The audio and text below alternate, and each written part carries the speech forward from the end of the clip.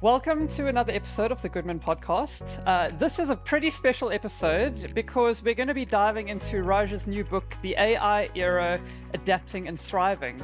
And the book, to provide an overview, it offers a roadmap for businesses to navigate and flourish in the age of AI. So, firstly, Raj, congratulations on publishing. I know the trauma of writing a book, so it's definitely an achievement to be celebrated. And I believe that there's another book in the pipeline. So, obviously, you weren't too traumatized. I don't know if you want to just dive in and tell us what inspired you to write The AI Era Adapting and Thriving. Yeah, absolutely. Thank you, Megan, and very happy New Year. I mean, as we Yeah. as we enter into the new year, 2024, and we are approaching what we talked about earlier, lunar New Year. It's an exciting time to be alive, and the last 1 year or so, we've seen AI taking over our lives. Some more for than others, I guess, but we're all talking about AI. We're all hearing about AI quite a bit. If not implementing it, we are hearing it in the newspapers, for example, or new channels. And I felt that, like many people think this is it's a change, a rapid change, never happened before, never something like this never occurred in human history. And I believe that's incorrect. This has happened before several times. The most recent time that actually happened was the Industrial Revolution. Obviously, back then, none of us were, either normally were alive, at least I believe we weren't Mhm. alive, we weren't there. Uh, so I thought it'd be really nice to talk about the impact of Industrial Revolution on human evolution and compare that to the upcoming or the transition of how AI is impacting our lives, because it's going to impact our lives even more so. The next 3 to 5 years, who knows what we're going to see, but it's not going to be a small change. Already, people who are in the industry are seeing a massive impact. Obviously, you are a writer and editor. You've seen how it has impacted your life potentially, hopefully for the better, but also sometimes impacting maybe it's making some of us very nervous initially of what AI or how AI can impact our lives, and then realizing that actually there is an opportunity here which you can capitalize on. And Mm. to make that a an open conversation, I wrote this book, the AI era, and just to kind of help people understand that there is a path. It happened before, be okay. It'll happen again, and it'll still be okay. Yeah, yeah. Now, as you mentioned, I'm a writer and I write a lot about AI. And I actually was in a meeting yesterday with somebody that I'm writing a pretty technical article about for image generation.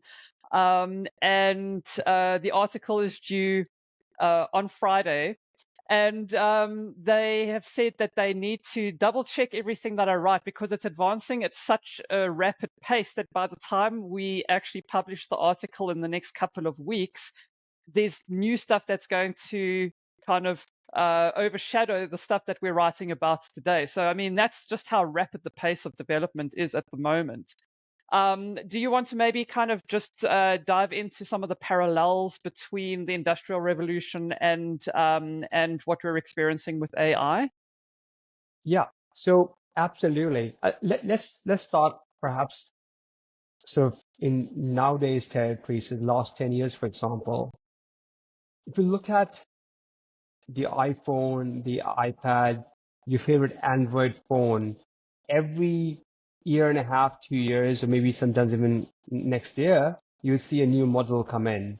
And each time you get a new model come in, you get advancements in photography, for example, a new feature which got launched, a new way to charge your phone, for example. And this change is becoming quicker and quicker. Now, if we rewind back all the way to the Industrial Revolution, the new engines, the new machines were not out every year or every 2 years. They were taking a bit more time. But there was an evolution.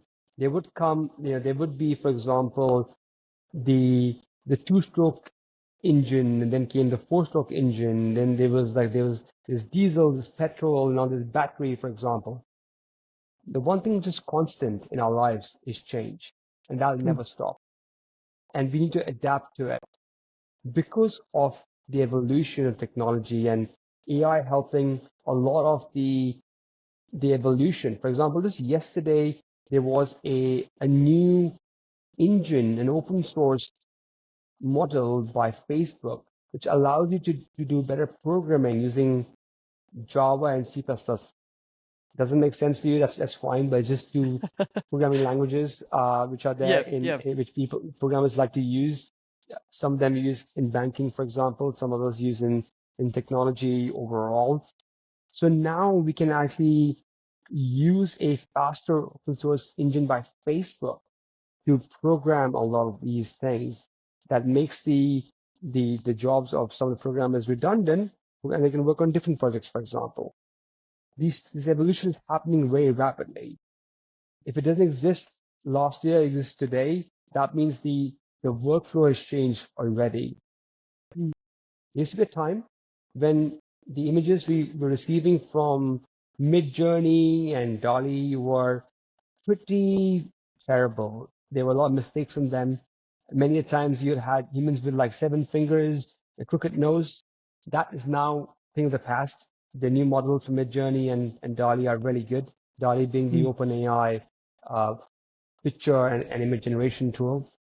So the evolution is happening quite rapidly. That also implies that workflow changes, generally becomes easier and faster to generate content. And Mm. so this means there's a constant learning requirement for AI and tools like AI. And that means that we need to be updated on these things on a rapid basis, regular basis. Yeah, yeah. Now, obviously, the book is written through a kind of business lens. The impact of the revolution on business as a whole, and I highly recommend that anyone interested in this to see how AI can be leveraged reads the book from cover to cover. I don't know; it's an ebook, so is it still covers? From page E-covers. one to the end, yeah, e-covers. But now we've chatted about this a little bit before. One of the biggest issues in integrating AI into your processes is choosing the right tools for your context. And like I say, we've touched on this briefly before in a previous episode, but I'd like to maybe do a bit of a deeper dive into the subject. And again, this is covered in depth in chapter 4 of the book. My first question is, how critical is expert collaboration in integrating AI into business frameworks, and what strategies would you recommend for effective collaboration? Will you repeat the question again, please, Megan, if you Sure. don't mind? How critical is expert collaboration in integrating AI into business frameworks? And are there any strategies you would recommend for effective collaboration?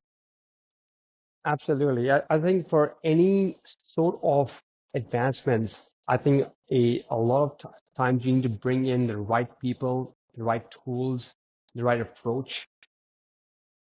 And if you compare the evolution of AI, I think we discussed this in the previous episode as well.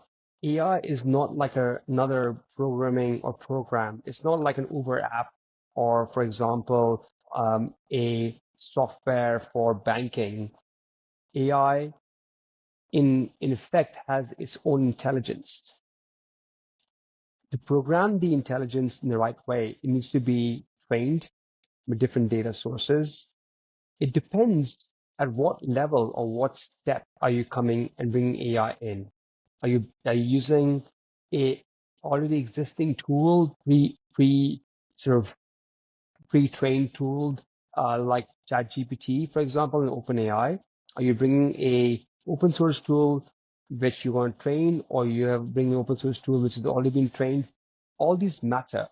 And to be able to use this tool effectively, you need the right collaboration, you need the right experts to come in and train yourself to be able to train the AI tool, or Mm. just to be able to use it in the right way. Many a times, as kind of going back to your previous question, the advancements on these tools also impacts how you use these tools. For Mm. example, in the last few months, OpenAI has decided to bring in memory into ChatGPT.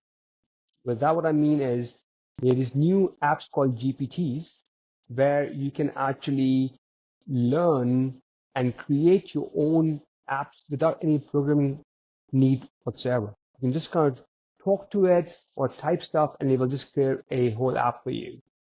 Now, those tools will have memory. So when you enter commands or you enter steps, you use the app, it'll remember what you did previously and advance your app as well.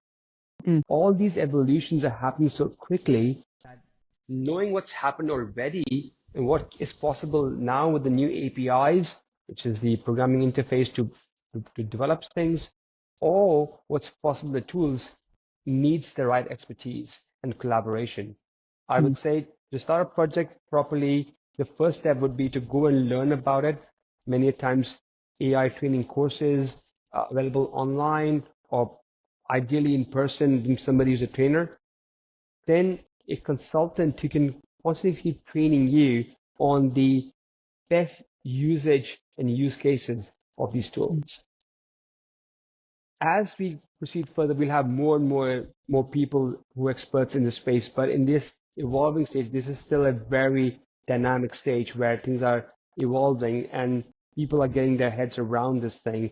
This is just going to keep growing further. A bit like the internet took over our lives. Now, literally, I was hearing this podcast today about fintech, which is financial technology. And the argument today was that these fintech companies really are just financial companies who have technology enabled. And similarly, in the future, every company is going to have AI built into their workflow. They will just be AI enabled retail companies, AI enabled financial companies, AI enabled manufacturing companies. So this is a fast moving space, but make no mistake, it's going to be part of everybody's journey in the coming years. Yeah. Now, obviously, on every journey, there are massive challenges. So maybe you can discuss some of the key challenges business face in adapting to the evolving AI landscape. How can they stay competitive while they're adapting to this kind of new normal, to use a term from the COVID era? You don't want to adapt or adopt AI into your processes so rapidly that you're just kind of grabbing whatever comes your way. But you need to obviously you be strategic about it, but it does need to be done pretty quickly. So how do you stay competitive during this kind of transition period? Yeah, and this is the beauty of AI versus some of the technologies which came in the market recently. So if you look at, for example, crypto was the talk of the a decade probably, for example, where you're talking about crypto, but crypto never got into mainstream. With that, what I mean is we aren't buying things using, Ethereums or Bitcoins, for example. That's not happening yet. It might happen in the future, and I'm still very bullish about crypto. But if you compare AI, it's happening today. It's taking place today. We can use AI in stuff in our businesses, in our lives. Even, for example, I know many people, including myself, who use it for resolving disputes amongst partners, for example, at home. It works really well. Recipes, for example, what to cook at home, for example, it works really well for that as well. So the use cases of AI are far and beyond just work. It can be used in family and personal life as well. There is a bit of caution required as well. There are bits of technology which can be used today in the way it is available, and there are bits we need to think about in the future.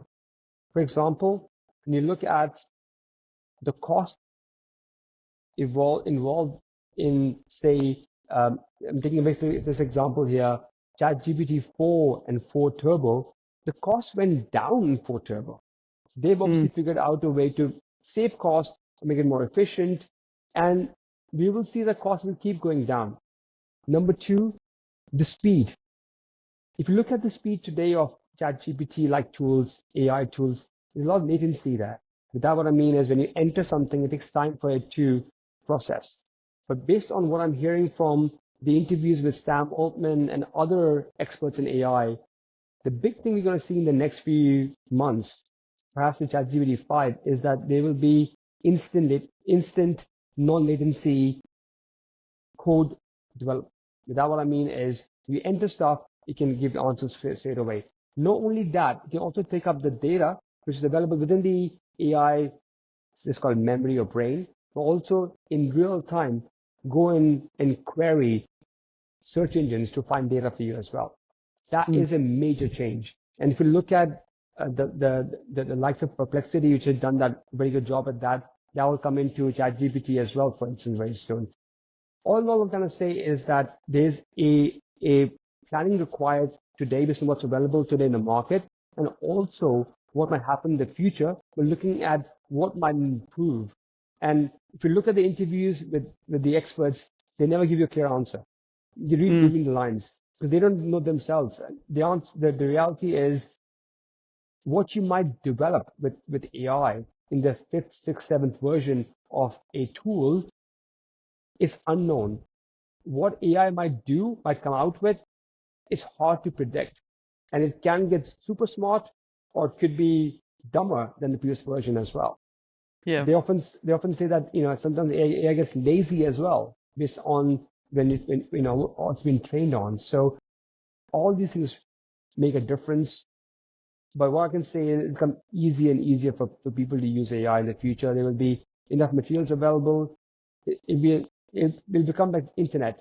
Every business has internet as part of their organization. Also, our lives will become more AI friendly or AI integrated as well. There will be that idea of spending time to think about stuff will become a little bit different. I'm pretty sure that in the coming years with these different hardware like the Humane pin and the new Rabbit, which is a new tool, which is a new sort of a alternative to a mobile phone for $200 or $199, is going to change the way we interact with these tools. And with the forthcoming OpenAI chip, we might see a huge change in the ecosystem. So hardware, software, and the mindset will change everything for us. It's just about learning about what can we implement today and how will this market shift tomorrow. Yeah. Amazing. Thank you, Raj, for sharing that. We have kind of run out of time for this episode, but to our listeners, thank you for tuning in. Don't forget to grab a copy of The AI Era, Adapting and Thriving to dive more into this topic. We'll put the link in the show notes. There's a minimal charge. I think it was, about $2 or something, Raj? What were you selling the book at? Yeah, basically the proceeds of the entire book goes to a charity, and there's only, I think it's $1.50 is the fee. 50 cents goes to Amazon for their services and for their payment gateway. And the $1 goes to the charity, so it's not to be earned by me or the company, Goodman Lantern. Oh, amazing! So again, kind of fulfilling that pillar of giving back that Goodman Lantern is built on as well. So amazing initiative, amazing book.